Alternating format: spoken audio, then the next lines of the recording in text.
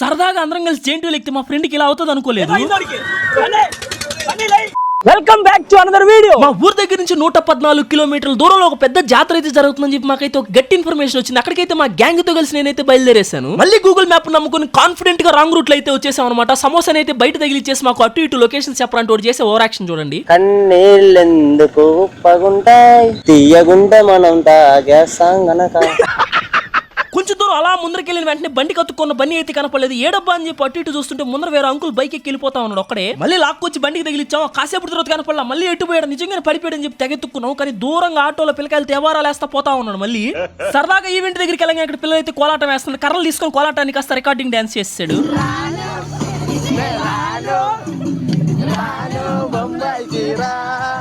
ఏమిరా బాలరాజు, ఆ రోజు అక్కడ మేము చేసిన రచ్చ అంతా ఇంత కాదు, దాన్ని మొత్తం లాంగ్ వీడియోగా పెట్టా. కింద లింక్ మీద క్లిక్ చేసి ఫుల్ గా ఎంజాయ్ చేయండి. అలాగే ఈ షార్ట్ కు లైక్ అండ్ సబ్స్క్రైబ్ చేసుకోవచ్చు. ఉంటా బాయ్.